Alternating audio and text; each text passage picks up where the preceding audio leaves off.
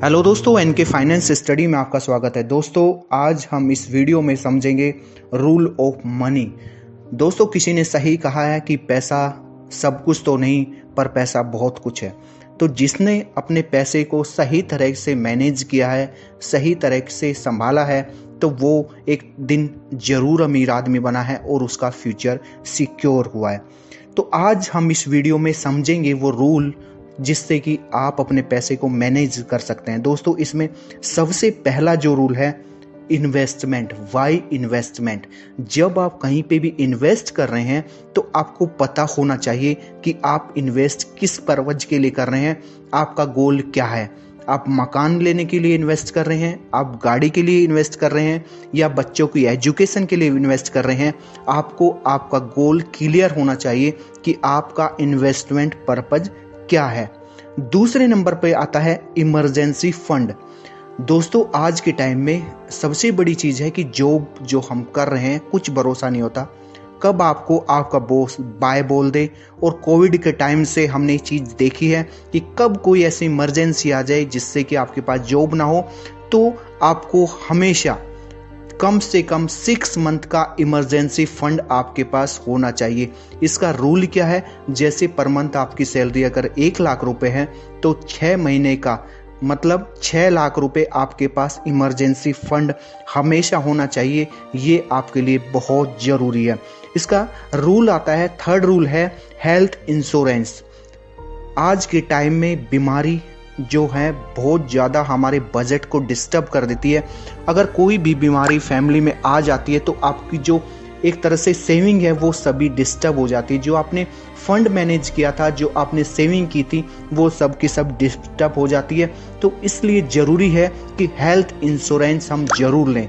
Health insurance से आपका जो एक तरह से सेविंग अकाउंट है वो डिस्टर्ब नहीं होगा। तो वो सारा इंश्योरेंस एजेंसी एक तरह से उसे वहन करती है, वो चीज़ें वहाँ से आपको मैनेज हो जाती हैं। तो आपके पास हमेशा एक तरह से हेल्थ इंश्योरेंस होना जरूरी है, जिसमें पूरा फैमिली कवर आपको कवर हो। इस तरह का आपको मेडिकल प्लान लेना चाहिए। अगला जो है वो है लाइफ का बेसिक कवर। दोस्तों, जब जैसे आपके बाद आपकी लाइफ को कौन सिक्योर करेगा, कौन संभालेगा, तो उसके लिए ज़रूरी है कि लाइफ का बेसिक कवर हम लेके चलें। उससे टर्म प्लान भी कहते हैं। इसमें आप कम से कम जैसे जो भी एक अमाउंट होगा, एक अमाउंट से आप शुरू कर सकते हैं कि आपको इतना अमाउंट 1 करोड़ 50 लाख की इतने का टर्म इंश्योरेंस आप ले सकते हैं।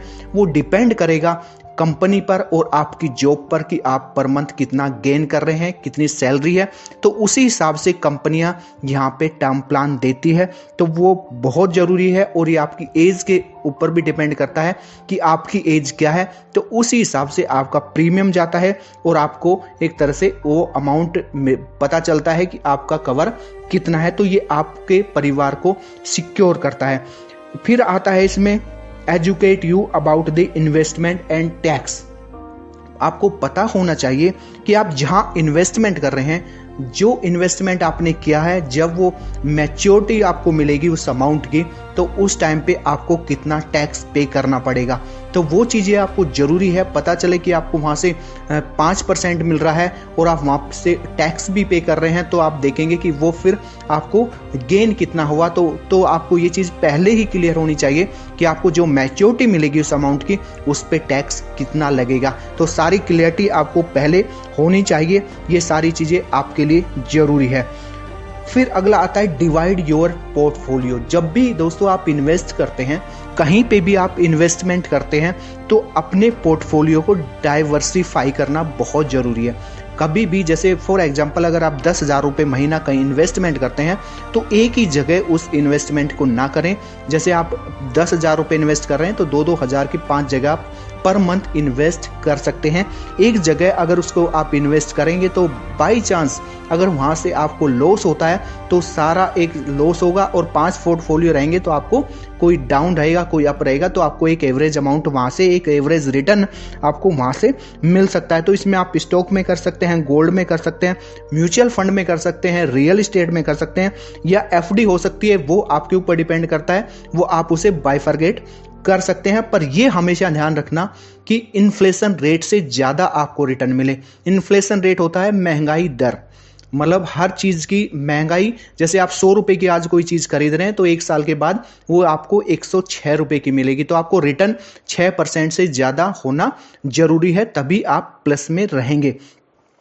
और हमेशा जब भी इन्वेस्टमेंट करें एक छोटे अमाउंट से शुरू करें। इससे क्या होगा, इससे आप सीख भी जाएंगे, आपकी लर्निंग भी आपको पता चल जाएगी। और दूसरा ये होगा, अगर लॉस होता है तो आपको एक मिनिमम लॉस होगा, आपको ज़्यादा लॉस नहीं होगा। तो शुरुआत एक मिनिमम अमाउंट के साथ करनी है और लॉन्ग टर्म के लिए करनी है। लॉन्ग टर्म के लिए अगर इन्वेस्टमेंट करेंगे तो वहाँ पे चांस आपको ज़्यादा है कि आपको वहाँ से ज़्यादा गेन प्राप्त होगा। तो ये सारी चीज़ें हैं। और कभी भी एक नेक्स्ट मैं आपको बता देता हूँ, कभी भी लोन लेकर इन्वेस्ट ना करें। बहुत से लोग लोन लेके इन्वेस्टमेंट करने की सोचते हैं, वो बहुत गलत होता है। ऐसा कभी भी ना करें, क्योंकि लोन का एक तरह से आप जो इंटरेस्ट पे करेंगे वो ज़्यादा होगा और जो आपको गेन होगा वो आपको कम होगा। तो हमेशा आप उस चीज़ में लॉस में रहेंगे और आपके पास रिस्क फैक्टर भी ज़्यादा रहेगा और एक माइंड में बर्डन भी उस तरह का आपके ऊपर रहेगा। तो ये हमेशा ध्यान रखें कि ये चीज़ें हमेशा कभी भी लोन लेके इन्वेस्टमेंट ना करें। तो इन्वेस्टमेंट पोर्टफोलियो को हमेशा इस तरह से मैनेज करें कि वो आपको रिटर्न, अच्छा रिटर्न दे और फ्यूचर आपका सिक्योर करे। जिस चीज़ के लिए आपने जहां पैसा लगाया वो आपको एक अच्छा रिटर्न प्रोवाइड करें। तो दोस्तों ये थी इन्वेस्टमेंट के बारे में कुछ और मनी मैनेजमेंट के बारे में वीडियो कैसी लगी कमेंट करके बताइए। वीडियो अच्छी लगी हो तो लाइक कीजिए, शेयर कीजिए। फिर मिलेंगे एक नई वीडियो और एक नई अपडेट के साथ। तब तक के लिए धन्यवाद।